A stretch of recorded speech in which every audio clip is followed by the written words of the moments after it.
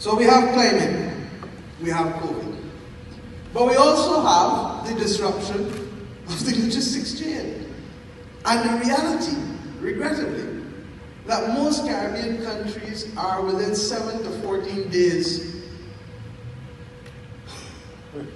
of the maintenance of food supply, which is an entirely untenable situation in circumstances where shipping has become so complicated, complex, and expensive.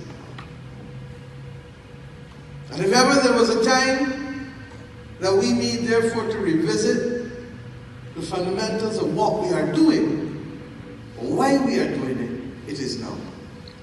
So I have come here this morning to challenge you and to recognize that the area is so dynamic.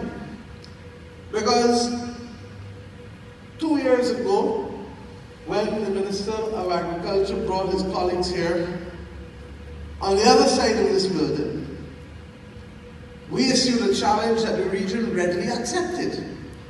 How do we reduce our import bill, which at the time was $5 billion US and I'm told is closer to 6 now, by 25% by 2025?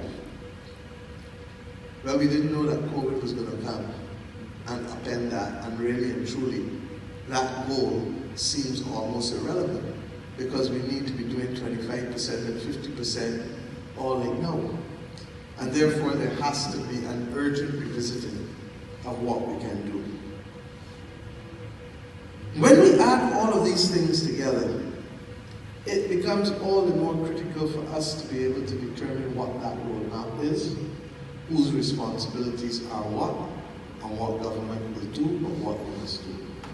And I'm asking you, what is your mission? Because if your mission is simply to be able to get by, then you're going to go with the least opposition and the easiest way to success. But it might not be the most sustainable way to success. If your mission, however, is to hold us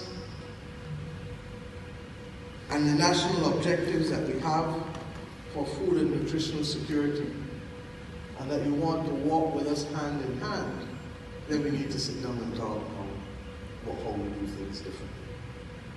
We have a responsibility as government to do certain things, but you have a responsibility as well to better align yourselves.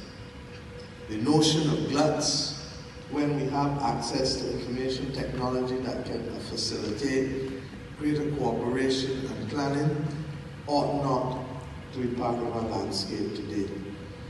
But I am told that the persons who are best capable of resolving that problem is not government, which is you, the farmers.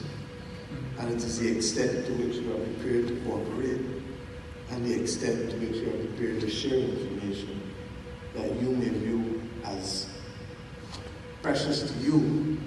But the truth is that when we really study ourselves, there is nothing to be gained by that individualistic approach to production and to planning in the agricultural sector, particularly if our mission is food and nutrition security for all.